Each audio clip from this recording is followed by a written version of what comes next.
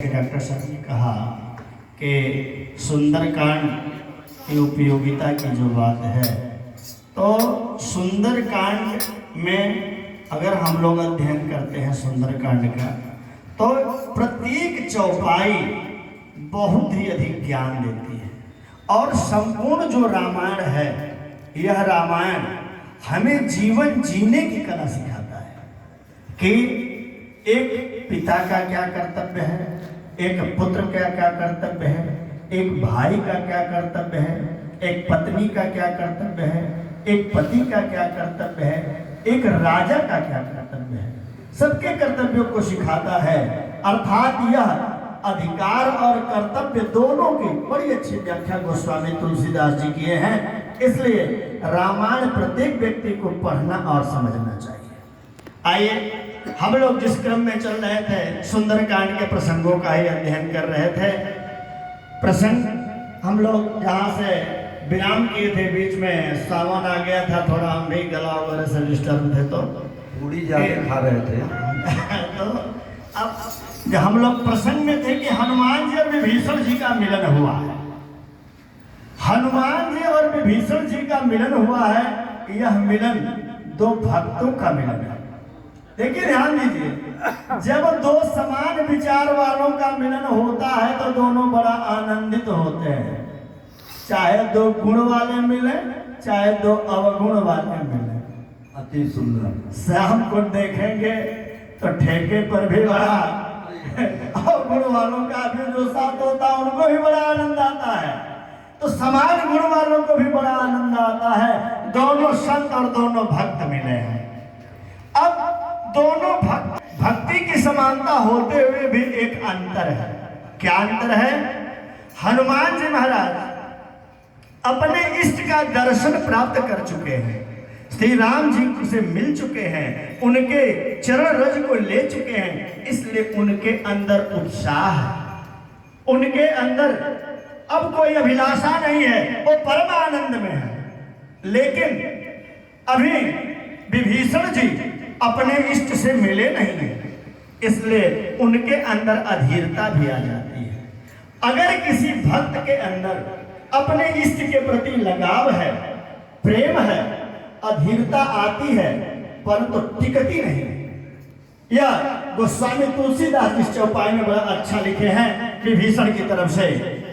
तक बहु मोहे जाने अनाथा, करी है कृपा भानुकुल नाथा, तामस तन कछु साधन नाही, प्रीति न पात सरज मन माही।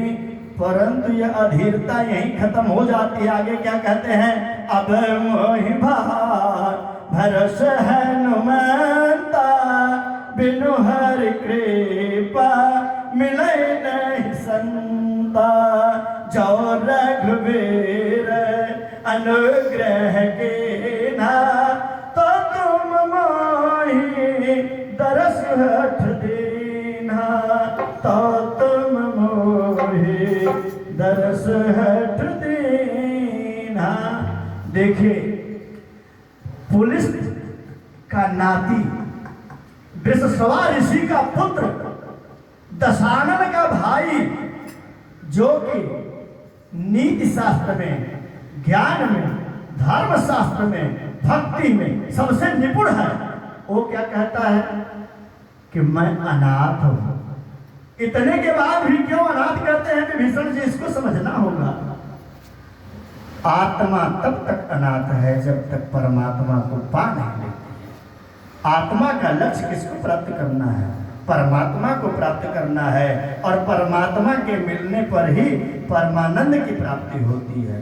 विभीषण जी के पास किस ऐश्वर्य की कमी है? ओ वहां के शुभ मंत्री हैं, सभासद हैं। कोई भी कार्य लंका में होता है तो उनसे सलाह ली जाती है। अलग बात है कहीं कहीं मानी नहीं जाती है, लेकिन सलाह तो ली जाती है। इसके बाद भी अपने को अनाथ समझते हैं और अपने अंदर की कमी को उजागर करते हैं। एक संत और एक भक्त की बहुत बड़ी विशेषता है।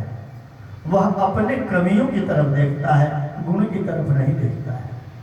अपने को कह रहे हैं कि हमारी शरीर तो तामसी है, जबकि उनका रहन सहन स्वभाव तामसी नहीं है। क्यों तामसी फिर भी कह रहे हैं?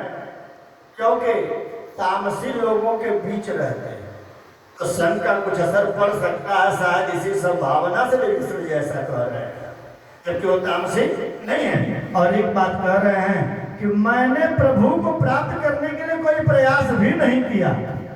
देखिए एक भक्ति की कितनी बड़ी विनम्रता है, चाहे कितना हो भक्ति कर ले, कितना हो पूजा कर ले, कितना हो पाठ कर ले, और मान के चलता है कि भाई मैंने कुछ किया नहीं है। जिससे कोई प्रेम करता है उसके लिए कितना हो कर दिया जाए, और वह प्रेम करने वाले को लगता है कि भाई मैंने थोड़ा ही किया है। यह एक भक्त का भाव है। इतने के बाद फिर उनको भरोसा हो जाता अपने इष्ट पर। कहते हैं कि हे हनुमान जी, आपका जो दर्शन हुआ है यह श्री राम जी के ही कृपा से हुआ है। जब कोई संत कोई सज्जन हमारे जीवन में आ जाए तो ये समझ जाइए कि बिना प्रभु की कृपा से, बिना परमात्मा की कृपा से हमारे जीवन में किसी संत का समागम नहीं हो सकता है। हनुमान जी विभीषण जी को समझा रहे हैं और बड़ी सुंदर बातों से क्या कह रहे हैं? कवन कहो कवन मय परम कुलेरा, कपि चंचल सब ही विधेला, प्रातः जो ले नाम हमारा, तहि दिन ताहि न मिलई हारा, असमय अधम सखा सुनो, मोह पर रघुवीर, कीन्ही कृपा सुमिर गुण, भरे विलोचन नीर, भले भरे विलोचन नीर। हनुमान जी महाराज विभीषण को समझा रहे हैं कि हे विभीषण जी, यहाँ कुल खानदान की कोई जरूरत नहीं है, जबकि आप तो ऋषि पुलस्त के नाती हैं। मैं कौन सा उत्तम कुल में उत्पन्न हूं, मैं तो जाति का बंदर हूं। इतने के बाद भी प्रभु के मेरे ऊपर इतनी बड़ी कृपा है। कहते हैं कि सुबह सुबह सो के उठते हैं लोग तो बंदर का नाम नहीं लेते, कि भोजन दिन भर नहीं मिलता है, भूखे रह जाना पड़ता है। परंतु भगवान की कृपा होने से हनुमान जी महाराज का अगर प्रातः स्मरण कर लिया जाए तो पूरा का पूरा दिन शुभ ही शुभ होता है। श्याम रामचंद्र की जय। बहुत सुंदर प्रसंग। मैं सर्वेश भैया से चाहूँगा कि